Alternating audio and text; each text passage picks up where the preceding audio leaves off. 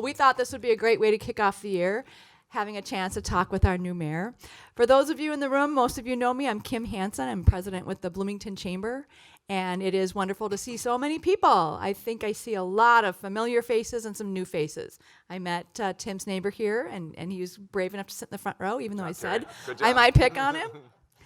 That's great. Thank you so much. So, thanks again to the Mall of America. We've got a wonderful contingency here today. Mall of America is sponsoring our Chamber Town Talk series. We've shifted this from Conversations with Kim, even though it's still a conversation with Kim.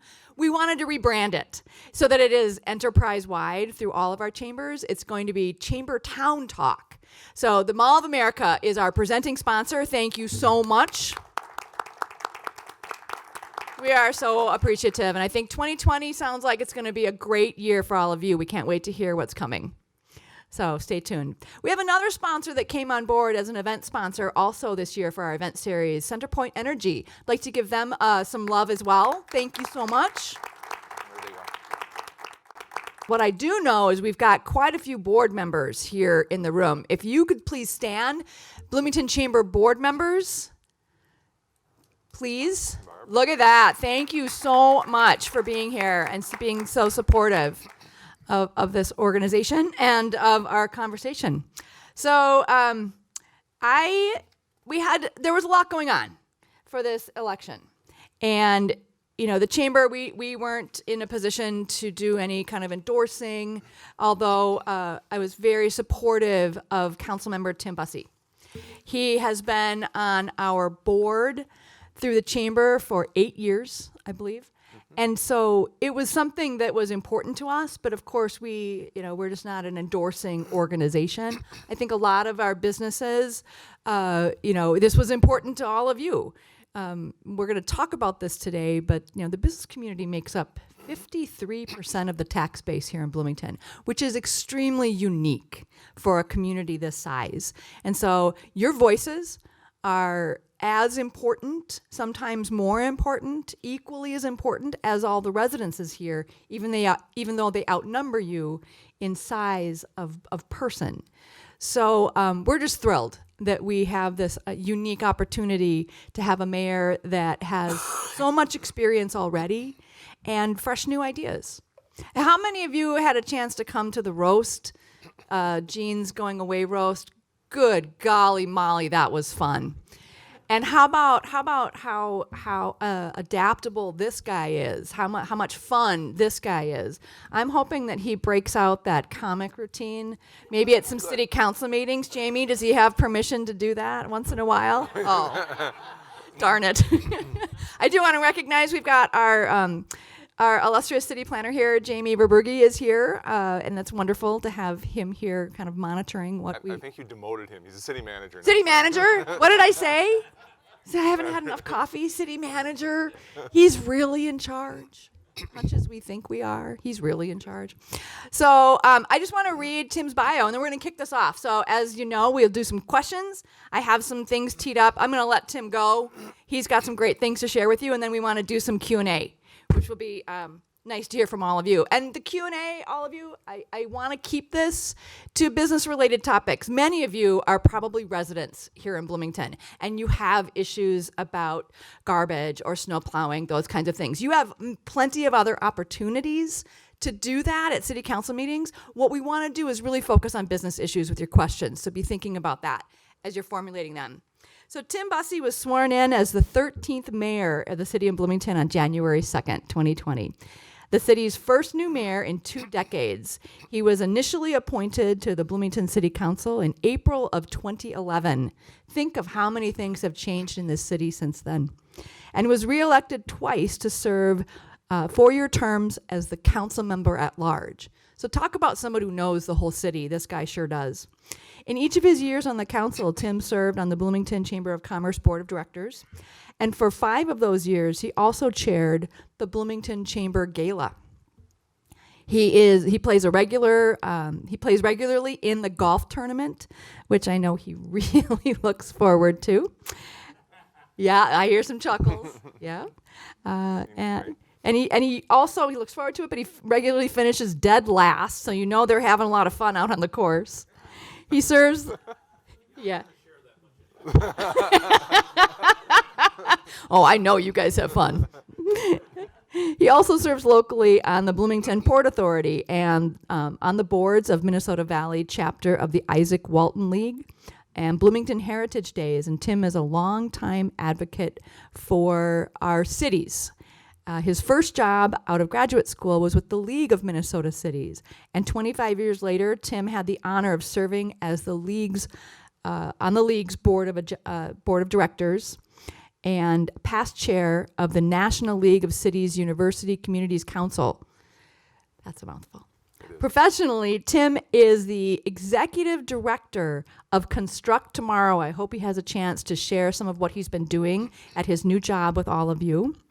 And they are a nonprofit that actively promotes apprenticeship trades education as an outstanding post-secondary option for Minnesota high school students. He and his wife, Heather, who has joined us here today, have 2 grown children and live in the Southbrook neighborhood with their dogs, Jake and Elwood. And they are indeed brothers. So with that, I would like to welcome our new mayor, Tim Busse. Thank you. I'm going to start out off script. Uh-oh. How about those Gophers? Yes. Gopher fans here, and everybody who watched on the first, we are 25-year season ticket holders with Gopher football, and so we've seen the ups and the downs and the downs and the downs, and so it's very good to see the ups, and we were very excited. There was, I have to stand. Yes. I can't see everybody, and I'm better when I move. So it's I'm a lot better when I move. So Jamie and I, Jamie, if you don't know, is the public address announcer for Gopher football. So we sit, and hockey and hockey. Basketball. So and he sits wrestling. up in the nice warm press box, and I sit over in section 211, and we text back and forth. And there was a real quandary. If the Gophers had made the Rose Bowl, we were absolutely going to Pasadena. But the city charter said that I needed to be sworn in on January 2nd. So we were trying to figure this out. Okay, the Rose Bowl on January 1st, how do we get back here in time? And could we do it via Skype, which would look just fabulous, I'm sure. So, so fortunately or unfortunately, we didn't have to deal with that this year, but next year we'll go to the Rose Bowl. So. And it looks like you're a Vikings fan as well. And he also accused me of pandering because I did wear a purple shirt today. So, but you got to fly the colors, I guess, for both teams. So. That's right. Cool. That's right. That's right. So every electoral campaign is filled with ups and downs, as you just were talking about, challenges and triumphs. Share how you navigated all that action that you faced in your recent mayoral campaign. First of all, I didn't get a chance to thank everybody for being here this morning. What a great turnout. I really do appreciate your coming to listen. I think so many familiar faces, a lot of new faces as well. Do appreciate your willingness to come and listen and learn more. And if I haven't had a chance to greet you personally or say hello, please do stop by afterward and say hello and introduce yourself. And if I haven't had a chance to say hello to people that I do know very well, I apologize, just didn't get a chance to do it, but I'd love to talk to you as well afterward. So the campaign, it was interesting to say the least. Being on the council for 8 years, we knew what we were getting into. I knew what I was getting into, and I think my family did as well. But I don't think we realized quite the intensity and the challenges that we were going to face. And primarily, I think that the biggest challenges that were there stemmed off of social media. And I think everybody can probably relate to that. It's an entirely different world on social media, even than it was when I started back in 2011, when it really wasn't an issue at all as I was campaigning. It was there, but it wasn't the size and didn't have as much complexity and importance that it does today. And was just often taken aback by how people on social media, on Facebook and Twitter and every other platform, are more than happy to call you a worm when they're not looking you in the eye, or willing to challenge things without facts, or willing to just be outright nasty. And and there were many times where something would come up, and my general thought was to leave it alone and to let it kind of roll. but there were sometimes there was such a gross misrepresentation of the facts, or such an attack on city staff or other elected officials, or sometimes people coming after my kids. I mean, different things like that. And I would start a response, and I would pound out the response, and our daughter, Elise, would sit next to me, and I'd get done, and I'd read it to her, and she'd say, no.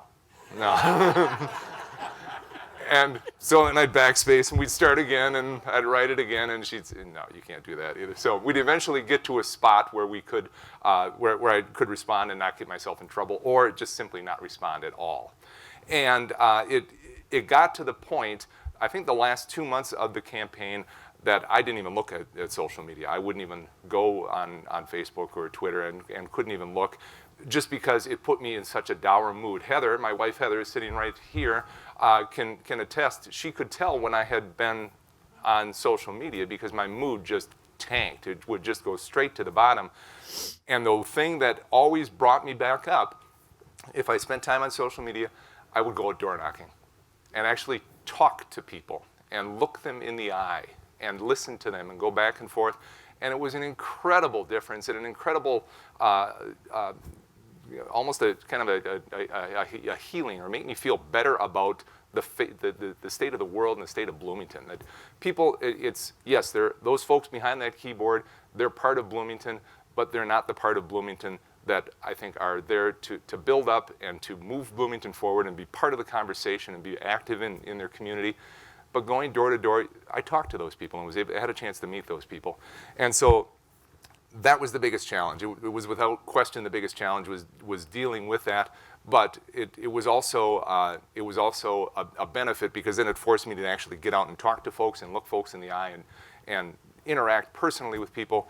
And it was an amazing difference. It was really, it just brought me up. And the you know, if you've ever campaigned, the seasons of a campaign, from the 105-degree heat, when I had people worried about me, invite me in, please come in, you know, I'm worried about you, to the last weeks of the campaign, we're literally out in the snow and cold. I mean, it's that range of weather, but still, it was just the opportunity to talk to the folks and the people in Bloomington, neighborhoods from across the community, and it was just it was the best part of the campaign.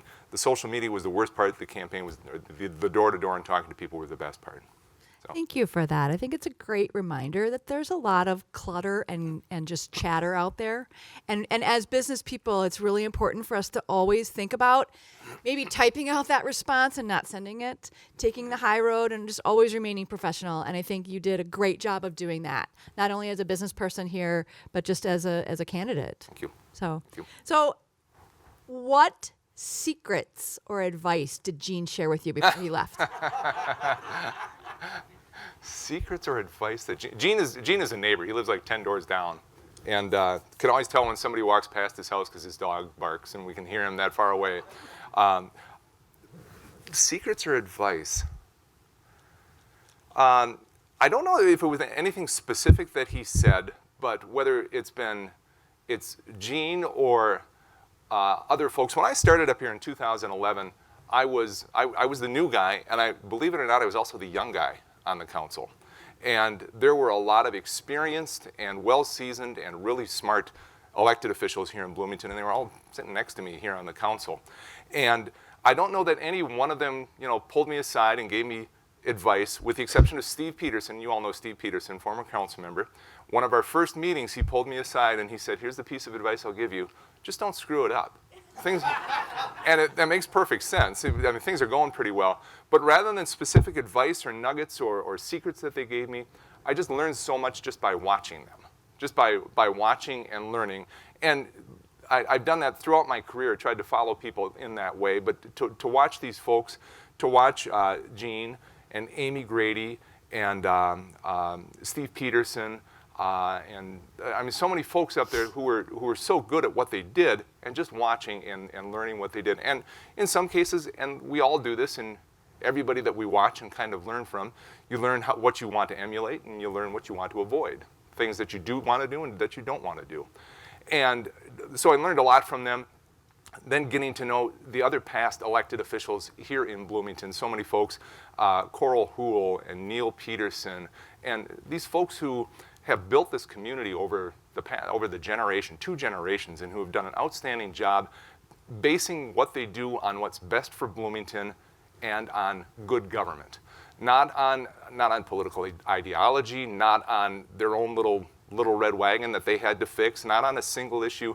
They were looking at Bloomington as a whole. What's best for the community of Bloomington, and how do we do it best? How do we do good government best? And those were the lessons that I learned and just kind of tried to follow. And I mean, Kim mentioned I started my career at the League of Minnesota Cities, and a lot of you I think have heard this story already, but I started my career at the League of Minnesota Cities right out of graduate school, and I went to the Humphrey School. And so we did a lot of public policy at the state and at the national level, and had some great professors nationally, and were prominent, and we're at this level of so many different things. And my first job then, I get to the League of Minnesota Cities, and I'm dealing with cities. And it took me about 5 minutes to realize, well, cities are where things get done. They're really the most active and effective level of government. But most importantly, I had the opportunity to meet council members and mayors from across the state of Minnesota, and was so impressed with what they were doing and why they were doing it. Here's the secret, folks. Nobody's getting rich. Nobody's getting famous. There's no great power grab. People who sit up here or who serve on a park board of directors or who serve on the planning commission or on the HRA, they're doing it for the better of their community.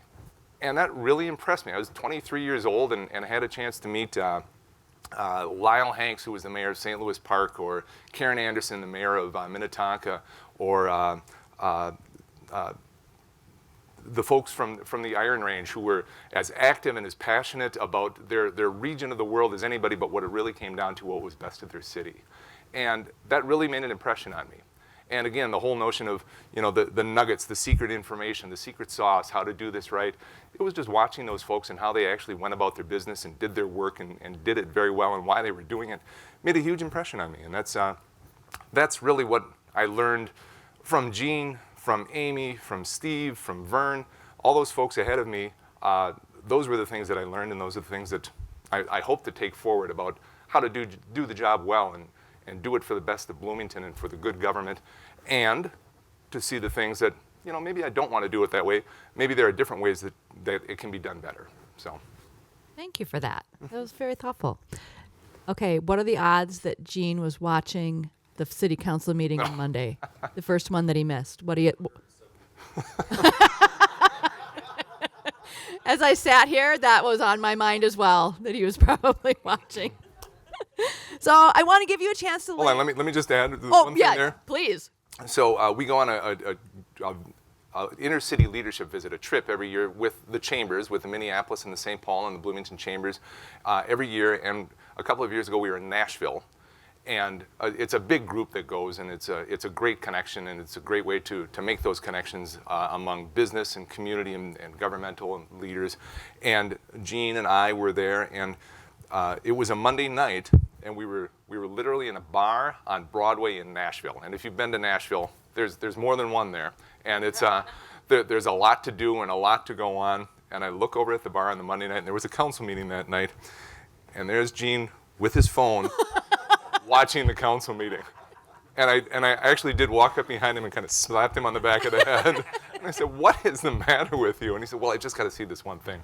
So I guarantee Gene was watching Monday night. That's so funny. So we do want to give you a chance to lay out your priorities and what your platform will be moving forward as you're taking and drinking from the fire hose, with an emphasis certainly on the business community, but citywide. What are some things that you really want to focus on? These first few months, first 6 months, first year. So at the end of the first council meeting every year, we always take the opportunity, we kind of go down the row and people have the opportunity, well, what do we want to do? What do we want to make as a priority for the coming year? What do we want to talk about? What should we concentrate on? That kind of thing. And in years past, it's been a quick discussion. And I think Monday night it took a half hour, 40 minutes. I mean, there were a lot of ideas and a lot of opinions. So I will tell you, you've got a city council that has a lot of great ideas, a lot of strongly held opinions, and a lot of get up and go. They want to get a lot of things done in this city over the next couple of years. And so buckle in, because there's going to be a lot of things going on, and we've got a lot of good ideas. So because I get to kick it off now, I get to talk first, and I mentioned 4 things in particular, and there's a lot of things, and we could talk all day about policies and priorities and that kind of thing. But the things that I really wanted to talk about, I talked about a couple that were kind of higher level, and then a couple of things very specifically that I wanted to accomplish. And the couple of higher level things that I wanted to talk about, we've been talking for quite a while, or I've been talking a while about alignment. And stealing a bit from our friends at Greater MSP. If you don't know Greater MSP, take a look, find their website and take a look. They're doing outstanding work. But to talk about alignment and to make sure that what we have and all of our entities in Bloomington are in alignment in what we're trying to do. And when I say all of our entities, I'm talking about the city of Bloomington, the school district, our friends at Normandale Community College, the business community, all of our nonprofits, all of our faith communities. The most visual representation that I like to give to people, if we could all get into a room and everybody throw your strategic plan in the middle of the table, and let's talk about your strategic plan. Let's figure out where we're in alignment, where it's all going to work together, and let's figure out where we might be in opposition on a few things. And if we could do that, I think we could go so far in terms of if we can get Bloomington into alignment, if we can get everybody moving in the same direction, if we can get everybody rowing the boat in the same direction, I think Bloomington could be an incredibly strong community and an incredibly strong driver in the Twin Cities. And I don't see other communities really taking this on in that way, and I would really like us to work toward that. And as to what exactly that means, I'm still open for conversation on that as to exactly how we achieve that or exactly what we do with that. But I think just to start that conversation, to ensure that we are all moving in the right direction or in the same direction or in a direction that we agree on, I think would be a very powerful thing. And I would really like us to see if we could get that done. The second thing that I wanted to talk to folks about and want to make a priority for our council meetings and for our city business in general is city council meetings can be a bit intimidating sometimes. You walk through those big doors and they're closed when the meeting starts, they're closed and they're heavy, and you've got these people here and everybody, it can be a bit intimidating and a bit non-welcoming. And we really need to work to make our city council meetings and our city business more welcoming, less intimidating, more part of the community and not a separate part. Not these council meetings are one thing and the community is another thing. There are so many different ways that we can just make it more welcoming and inviting to people to be part of what we do in here. We started at last, as Anna shuts the door, this is... On cue. Thanks for the metaphor there, Anna. That's great. We had talked about it in the past, and Councilmember Coulter, Nathan Coulter, kind of agreed kind of at the last minute. Monday night before the meeting, he got here a half hour before the meeting and just stood at the door and kind of acted as the welcoming and the concierge and handed out agendas and welcomed people and answered any questions that people might have had. Something as simple as that. It was really nice. Something as simple as that, just to welcome people and make them feel more comfortable as they come in and actually do that. I've talked to Jamie about city staff. We sometimes slip into too many acronyms during the presentations and with our discussions. And we've all talked about TIF, and we all know about all the different things, but people who are here don't necessarily do. They don't understand that. So to bring people along and to make sure that they understand and are comfortable. We've talked in the past about ways to make our study sessions more welcoming and more accessible to people so that they can see what's going on and can understand. If you've been to our study sessions upstairs, we literally sit with our backs to the audience.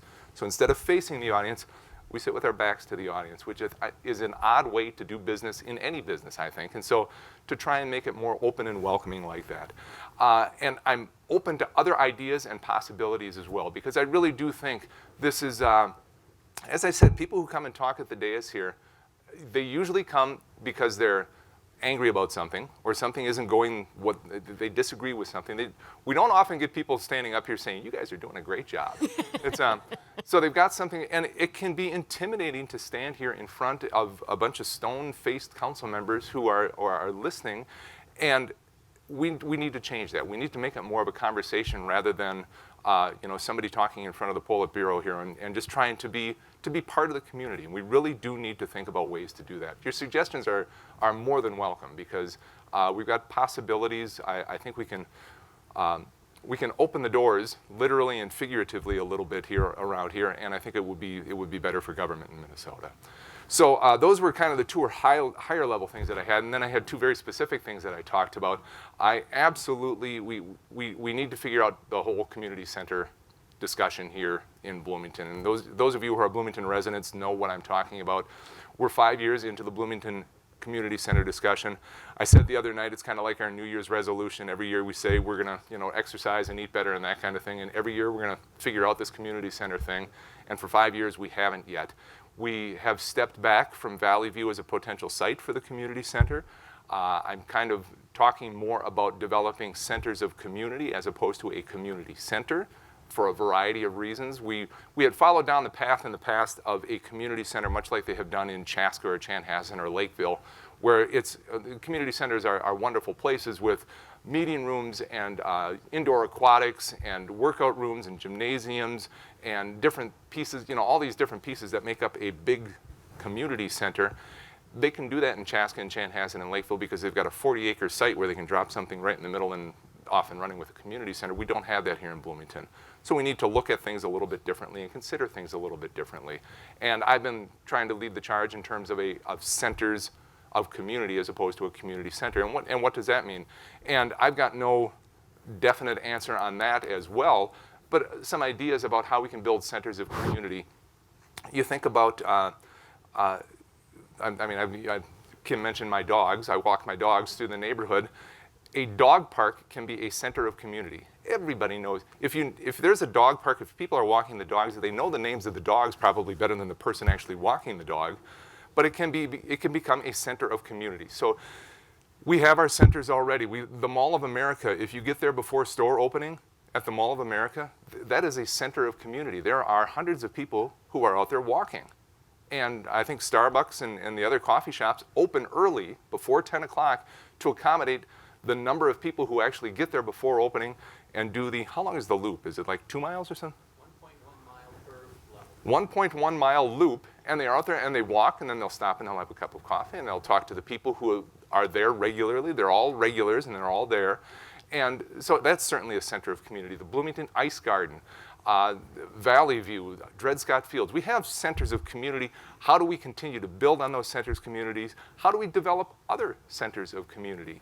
And it doesn't necessarily need to be an $85 million structure.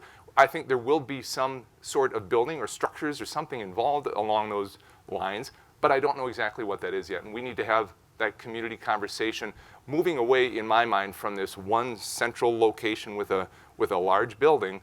How can we think about this a little bit differently? How can we change things? And so we need to have that discussion here in town, and we need to get this discussion done. We're 5 years in. I don't want to start over. I don't want to hit complete reboot on this. I want to take the information and some of the details that we had that the task force worked so hard on, that we've been talking about all these years, but I think we just need to look at this with a different, fresh set of eyes.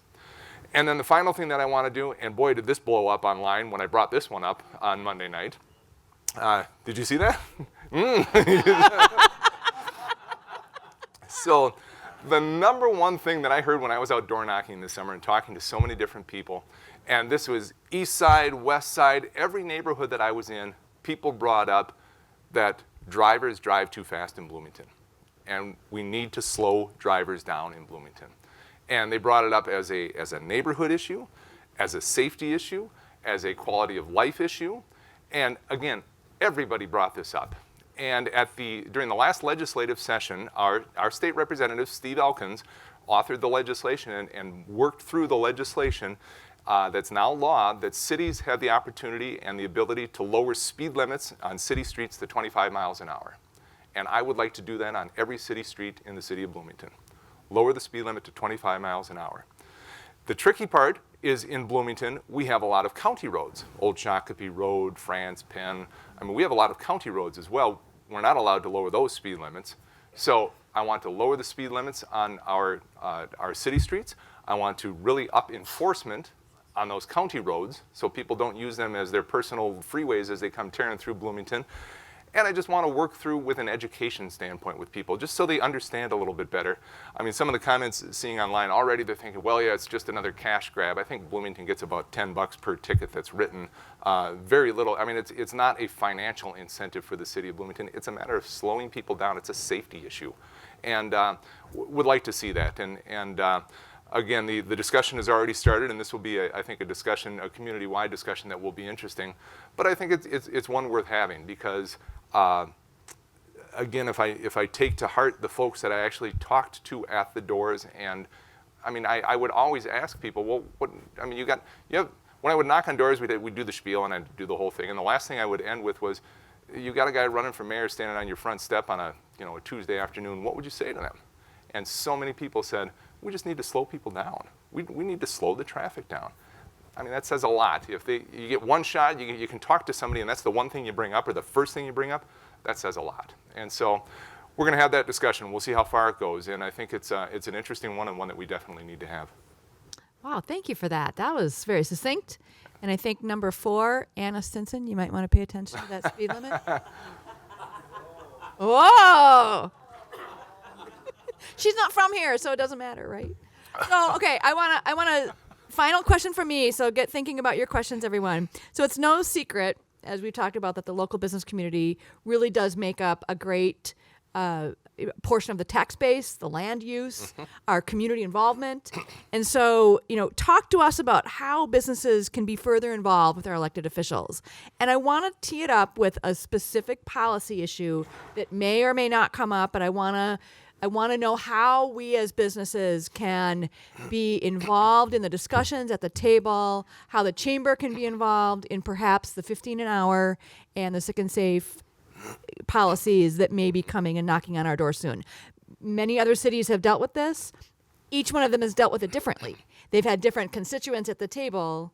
And I think perhaps each time this has come up in our communities, they've learned from what has worked and what hasn't worked. Yep. What are your thoughts on that particularly? And then what else can we be doing? That's a very good question. And in our discussion Monday night, when people were bringing up their priorities and what should be done, I think 2 or 3 council members did bring up the need to, they wanted to talk about safe and sick time in the city of Bloomington. And so I think it is a discussion that is coming to Bloomington and the Bloomington business community.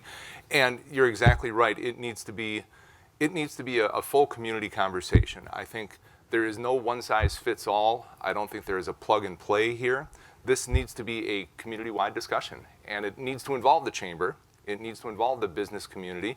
It needs to involve folks, the folks who would be affected by it from a working standpoint, from an employer and employee standpoint. It absolutely needs to be a conversation. Think about the hospitality industry. Exactly, the hospitality industry. So big here. Absolutely, absolutely. And so it definitely needs to be part of the conversation. And as to how to make that conversation happen, just being here, I think, is a wonderful start for so many of you. And I think the individual voices of businesses are important. To aggregate those voices at the chamber, I think is so much more important, because it brings a collective voice to the city council. It brings a collective thought process and a vetting and an understanding of the issue. It brings it all forward and brings it together and brings it forward as a logical, cohesive voice about an issue. And I think that's an important part of it. I mentioned the speed limit thing kind of blew up online. The safe and sick time is also a topic of comment online by a number of different folks. And it's interesting to see the folks who are commenting on it and who are openly critical of it and who are already planning to move their businesses out of Bloomington with their comments, but they're the folks who are not involved. They're not here today. They're not involved in the chamber. They're not involved. They haven't been at a city council meeting. I've not talked to any of them. It takes that engagement and that back and forth and that conversation. I have never once, Heather will acknowledge this, I have never once turned down a cup of coffee with anybody who has called me and wanted to actually sit down and talk about something. I'm more than happy to, and I know everybody who sits up here is the same way. Be more than willing to sit and talk and to listen and to try and understand a perspective a little bit more, to offer their own perspective, to make it a back and forth and a conversation, and that's what needs to happen. And I think we need to do it individually, but also we need to do it formally as a city council to bring back those, to bring it as part of our whether it's our town hall. We did the town hall listening sessions, to do that again, and to make it perhaps topic specific, make it about business issues or sick and save time or so on, different things we could do there, or and just as a forum to get out and talk in the communities, individually or as a council in general. And I think that's absolutely the way it's got to happen. It needs to be a conversation. It can't be a presentation. It can't be a dictation by certain groups or only groups. It needs to be a conversation, and it's one that we absolutely have to have. I think it's because it affects so many aspects of our community and so many pieces of our community, from the hospitality industry to the workers in the hospitality industry and everything in between. So. Yeah, healthcare, another big one. Exactly. Absolutely. Exactly. And since we've got such a good relationship, I am encouraged by that, and hopefully you all are as well. I'm going to open this up. Questions? Thanks for being here today, Busse, and congratulations. Thank you. And I'm interested, on behalf of the chamber, I guess, what was the biggest issue you heard about from businesses when you were out door knocking or when you've been out in the community? And what is your plan to kind of address it? It's a good question, and the thing we heard, I heard door knocking, and I heard it through my chamber connections, and we actually heard it a lot in public forums as well, is issues surrounding small businesses in Bloomington, and whether or not there were barriers to entry or barriers to advancement, or for whatever reason small businesses felt that they were not part of the equation for Bloomington as part of the Bloomington business community. And I will give Councilmember Sean Nelson was kind of leading the charge and had the idea, and I think it's a fantastic idea. And by the way, Sean Nelson will be the new council representative on the Bloomington Chamber, and he's fantastic, and he's going to be a great addition to the Bloomington Chamber. But he brought up, when we started talking about our opportunity housing ordinance, affordable housing in the city of Bloomington, again, it was a conversation. It wasn't just a matter of this is what we're going to do and to push it forward and we were going to do it. Eric Johnson, our community development director, started a conversation. He started the conversation with developers and with folks who would be affected and with affordable housing advocates, and began the conversation, then actually put together a statistical analysis of what it meant, what affordable housing meant, and a variety of different things, and pulled all this information together, worked through. We talked about, I don't know how many times as the council, we talked about this opportunity housing ordinance, how it would work, what things we might want to change, and ultimately came through with basically a model opportunity housing ordinance that I know it's a model because I've had about half a dozen cities call me directly and say, what are you guys doing and how can we copy it? And that's what cities do. When something is working, they copy what somebody else did. Sean Nelson brought up the great idea, can't we apply that same model towards small businesses and their issues in the city of Bloomington? And I think that's a fantastic idea, and I think that should be a top priority for the city to assemble, again, folks who can be part of the conversation, everybody who's touched by this part of the conversation, and to figure out through this conversation what would work, what might not work, how to work through both the carrot and the stick in terms of making sure that there's compliance and making sure that the doors aren't closed for businesses to either start or grow and expand. That is the model I think we need to follow. And I think it's a fantastic model, and certainly the chamber would be part of it, and everybody in this room should be part of that conversation, and I think it's one we need to have. And so that's the top issue that I heard of from a business perspective, and I hope we can start moving on it, addressing it based on some of the ideas that have been brought forward already. Tamara Kramer, I'm the owner of Busse at Mall of America, and the two things you just mentioned I think are related. Affordable housing and small business, because we need places for our employees to live, because employee staffing is an issue. And the second thing is, speaking of social media, it seems like a lot of people in Bloomington and surrounding either love or hate Mall of America. And I think it's similar to what you were talking about. I think a lot of those who are in the hate category just haven't been there in a long time. So combine you guys in those centers of community. Let's get people understanding what small business is at Mall of America.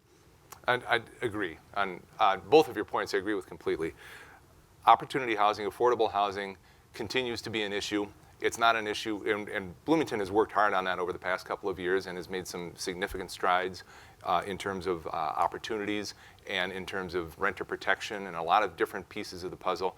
But it's not the type of issue where you work for a couple of years and you check the box and say we're done and off we go. Work needs to continue. It needs to continue within the city, and we're going to continue to advocate hard to make sure that this is not only a regional issue, but this is a statewide issue as well. We have our legislative breakfast tomorrow morning. We're just across the hall here. We're going to have all our legislators, and I guarantee you that affordable housing will be a topic of discussion with them as well. So absolutely agree 100%. And that's an interesting perspective to talk, to think about the Mall of America and all that is, but it's comprised of a number of small businesses as well. And honestly, that's not a perspective that I've thought of or talked about in that way before, but I think it's a great point and something that we absolutely need to talk about. My mother and father-in-law were over for dinner last night, and my mother-in-law she went to Macy's and got a jacket at the Mall of America. And her comment was, it's so much nicer than the Macy's at Southdale. I haven't been to the Mall of America in the longest time. And I said, why not? It's go to the Mall of America. I agree. I mean, talk about the one-stop shop, the one-shop stop. Yes, you can go to the Macy's, you can go to the Nordstrom, but there are so many small businesses that if you want to support small business in Bloomington and small business owners in Minnesota, you can do that as well. And that's an interesting perspective, one that I hadn't thought of before, but one to continue thinking about and advocating for. I see a lot of heads nodding. That was really an important eye-opener. Thank you. Congratulations. Thank you, John. I was planning not to ask a question today, but it didn't work. My question is that several years ago there was a lot of buzz about the South Loop, Amazon possibly, and Expo, that kind of thing. And I believe that there's some talk about the possibility of going for an Expo hosting X number of years out. Just your thoughts about a lot of time and resources went into that and didn't work. There's a certain amount of risk on any venture, and they pay off or they don't pay off. Just can you give us a sense of where things might be headed in the future in the next couple of years? Minnesota is currently working on a bid for Expo 2027. And it's, for those of you who, there's the World's Fairs, and then in the interim, the World's Fair, the typical World's Fair that everybody thinks of. And then in the years in between, there's a World Expo, which is kind of a World's Fair light. And that's what the state of Minnesota has pursued the last couple of times that a World's Fair bid has come up. We pursued it back in 2021, for 2023. And we're not, that was the bid that John was talking about, and the state of Minnesota did not get that bid. Now the state of Minnesota is looking at a bid for 2027 and is working toward that. And the most the best site, and I think the only site right now that the state of Minnesota is moving forward with is indeed the South Loop, and basically the area to the east of the Mall of America, the land to the east of the Mall of America.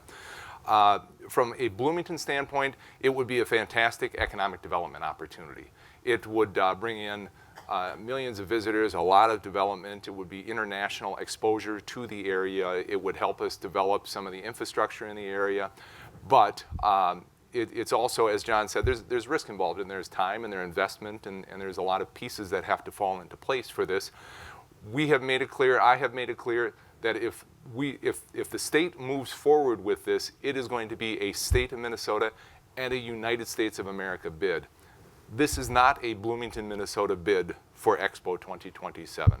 We don't have the resources. We can't simply turn on a spigot of money and make sure that we pay for all that needs to happen. There needs to be a state of Minnesota commitment, and when I say commitment, we need everybody on board, and we need financial contributions, but also at the federal level as well.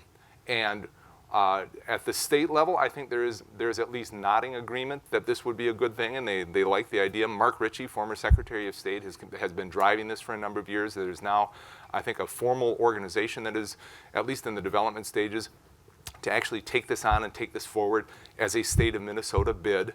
And There's also, we're getting the nodding agreement at the federal level as well. There are a number of folks who would like to see this moving, but there is, on neither level, has there been financial contributions or willing to step forward financially. It matters particularly at the federal level because there is a World's Fair coming up in Dubai, the big World's Fair. Everybody invited, and for the last few years, the United States has not had a pavilion at the World's Fair. Wherever it has been, there has not been a pavilion at the World's Fair. And the general thinking is that if the United States is not part of the Dubai World's Fair, if we don't have a pavilion there and say the United States, we're supporting Dubai and want to be part of this one, that the odds of landing a World Expo here in the United States and in Bloomington are basically nil. And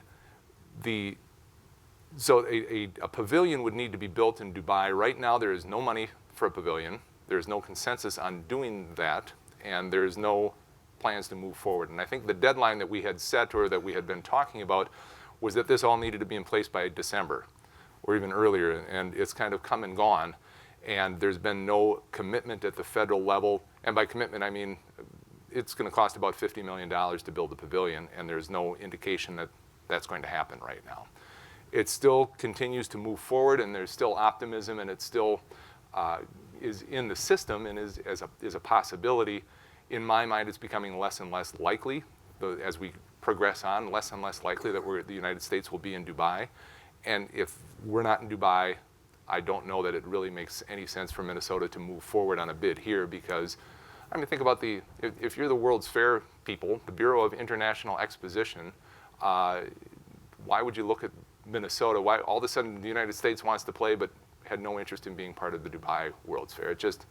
It makes sense. And so hopefully we can have this resolved. I'm hoping in the first quarter of this year, one way or another, we will know if a bid is actually going to move forward. Probably sooner than that. Personally, I'm less than optimistic that things are going to move forward for a variety of reasons. And of course, it's not just what Minnesota does. As I said, it's what happens on the national and the international stage. And right now, the national and international stage is a bit tense. And so that also plays into the equation. So we will have to see. All right. Next, who else has a question? Oh, I think John is going to get this one. Brandon's up next. Yes, sir. Mr. Mayor, development. There's a number of development projects in the works, and we've been talking about neighborhood development, neighborhood center development for some years now, and most recently we're looking at the Lindale Corridor and in the Gateway Development District. Could you talk about those three different concepts and what things are looking like? And development is obviously a big part of what we're all about. Absolutely. So for years, Bloomington has focused development, economic development, in a couple of main areas over in the Normandale Lakes area and, of course, in the South Loop, because those were the areas in the city where there was land. There was actually open space in the land where development was a possibility. You've seen a lot of development in those two areas. Normandale Lakes, I think we just approved a second phase of a senior housing complex over there. There's new housing in that area. It's filling in nicely. The city is we're talking about different pieces of that puzzle, and it's starting to fill in nicely, and actually is looking very nice over in that Normandale Lakes area. Same is true over in the South Loop. The South Loop is just buzzing with possible activity over there. From the Mall of America Water Park to SICK Industries, which is a German company looking to move their North American headquarters to Bloomington and in the South Loop. We've got residential properties coming up out of the ground. The Fenley, which is a 400-unit apartment building, which will have, I don't know how many units now in that area, more than 800, almost 1,000, I believe, of residential units in the South Loop, with at least a couple of more developments as possibilities there. It's developing. It's kind of achieving the goals and the vision that people had looked at, playing the long game from when the mall first went in and the city first started acquiring properties and started putting pieces together and developing Bloomington Central Station, and with the light rail coming through.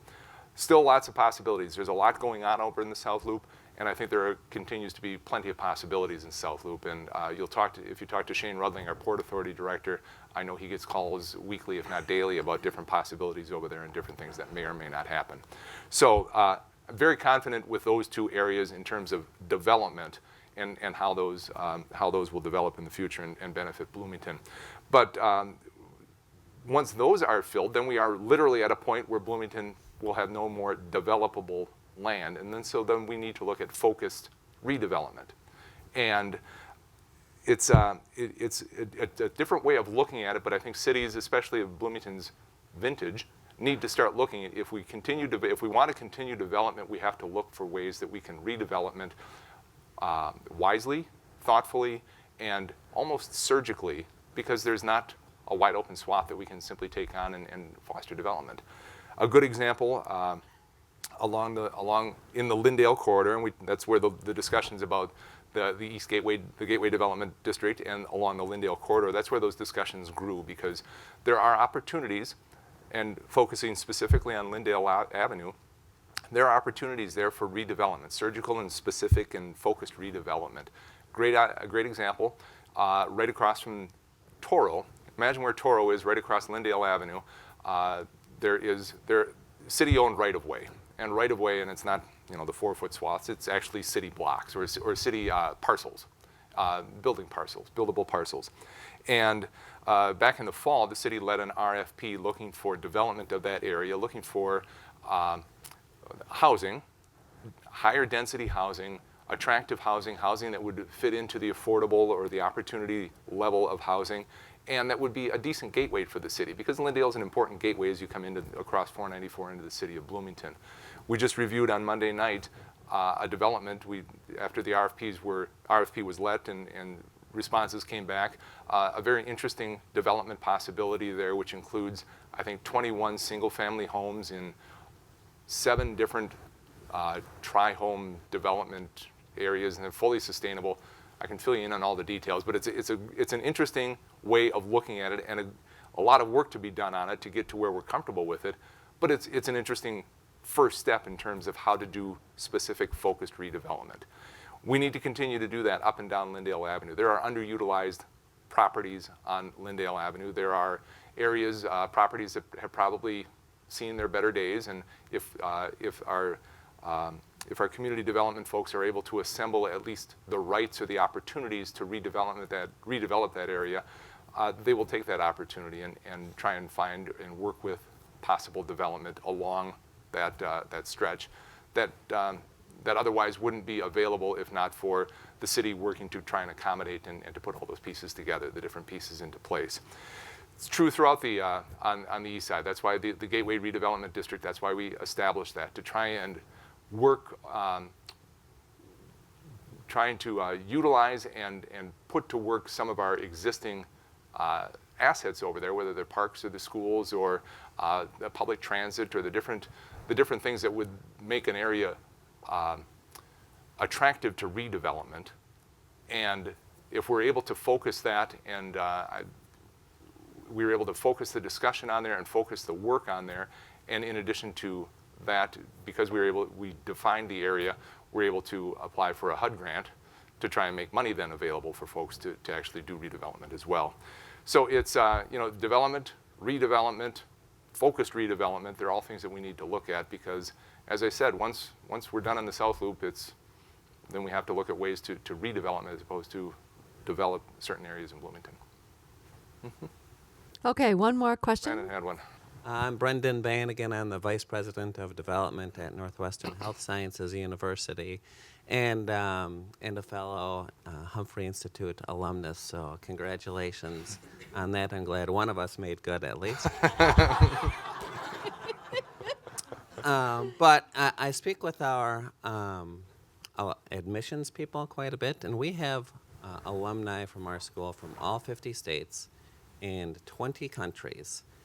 And I asked them, what are some of the differentiators between our school, which is still primarily a chiropractic school, and there's 19 or 18 other chiropractic schools around the country. And they say, well, we pull mainly from this region, but like I said, we pull from around the country. And they say, Bloomington's a great city. And when you, nothing against Davenport, Iowa, but that's probably the nearest chiropractic school to us. And when students compare Bloomington to Davenport, there's no comparison. So thanks for that. It helps us tremendously and why we love our location. My question for you is, and Kim's introduction said that, what was it, 53% of the tax base is from the business community? And as a member of the Bloomington Chamber, I'm just interested, one, why is that? And then two, how do you plan to continue to keep that strong business tax base? Thank you. Thank you. I agree. The Bloomington, Davenport, yeah, agree with that assessment. Bloomington is unique that when you look at tax bases across the state of Minnesota and residential versus business, for Bloomington, and Bloomington for a generation now, has been what we call a 50-50 community, about 50% business and about 50% residential in terms of the tax base. That is unique in Minnesota. I think the closest that comes to us is Rochester, for the obvious reasons of the Mayo development, but nobody else in the metro area even comes close to that percentage. Nobody else even comes close. And I think there's a variety of reasons as to the why. I think your Davenport example is probably the best example. Location, location, location. We have the three freeways, 169, 494, 35W, which make it possible. We're right here next to the airport. I think it can't be lost that we are one of 3 cities in Minnesota where a light rail station exists. And so I think that makes a big difference. I think the transportation, the proximity to downtown makes an enormous difference for a lot of folks. I was just at a meeting south of the river this week where the Savage and the Prior Lake and the Burnsville people, they're talking about they want train to move basically from Northfield and bring the train up to downtown and to do that. And I said, or you could move to Bloomington. The bridge construction have been the best thing for Bloomington development, I think, over the past couple of years, because the people in Lakeville are sitting there, Bloomington makes a lot of sense right now. So it's a lot of factors that come into play, and I think there's also an aggregation as well that happens. In any business community, it's the aggregation. I think that folks want to be around other folks that are doing similar things. I think there's the aggregation of ideas and thoughts and just that energy that comes with an area. I mean, the best example is our hospitality industry, anchored by the Mall of America, and the bars and restaurants and everything else that comes about. Brew pubs. And brew pubs, absolutely. It's a lot of the chatter online during that I ignore a lot. People questioning, well, the Mall of America, what has the Mall of America done for me? And my response, the one that I did get through the censors, my response was, it's like living, again, in Rochester and saying, what has Mayo done for you? The Mall of America, those of you who don't know, the Mall of America is 10% of the Bloomington tax base. And when you add in the hospitality industry around it, the restaurants, the hotels, and so on, it goes up to 17%. And so that aggregation of industry based on an anchor, but certainly the aggregation, it's up to 17% of the Bloomington tax base. And we're also seeing that in the higher tech industries, also in the South Loop. Blue Sky and Skywalker. So we've got higher tech industries over there that are aggregating, which I don't think it's coincidence. It's not just coincidence that our friends at SICK Industries are also looking at that area, because they're very close. And as we talk to them, SICK is a German company. They do, is it system controls? Sensors, that's what it is, sensors. It's a German company. They do sensors. They're focused, they're headquartered out of the Black Forest in Germany, but they've got North American headquarters, and it's scattered about in Houston and here in Bloomington, a couple of things, and down in Savage and so on. But they want to focus here in Bloomington, and we ask them why. I mean, they could go anywhere, and they're good jobs, and they're an attractive company, and they'd be good neighbors. And all of the things that we basically just talked about is what was drawing them here. To be close to the airport and to freeways, to be close to the other high-tech industries, to be close to the Mall of America. I mean, if you're looking at attracting younger employees to be close to the Mall of America, to that hospitality industry, and a place to go out for dinner or lunch, it makes a lot of sense to be in the South Loop area. And so with all of those factors in mind, you asked, well, what can we do to continue that? I think number one is we can't take anything for granted. We certainly can't take that for granted. And we can't take for granted any of our sectors, hospitality, high tech, higher education. We need to look at different pieces that we need to focus on and continue and work to expand and advance. And we've got a community development director, you know, Dr. Eric Johnson. I hope you've all had a chance to meet Dr. Johnson, who's just absolutely fantastic and forward-thinking and just so intelligent and just this big brain thinking of so many different things that really have expanded the way we think about things in Bloomington. And I'm confident that we're going to continue doing that and moving forward because the strength of the business community is the strength of the community in a lot of ways, especially when you're looking at a 50-50 tax base, and we're not going to take that for granted, and we're going to continue to work to make sure that works. So. And Tim, I can think of 5 either North American headquarters or world headquarters right here. Toro, Donaldson, Thermo King, G and Resound Precision Manufacturing, and I did have one other in my head. But you know, that's just remarkable. It is. It really is. Dairy Queen. Ah, Dairy Queen. That's right. They're here now. What's that? Schwann's. Yeah. Talk to the city planner here. Just kidding. Just kidding. I know. So you guys, this has been great. I know we're butting up against 9 o'clock. In fact, we're after 9 o'clock. If you have some opportunities to talk to Tim one-to-one, you can stay around for a little bit.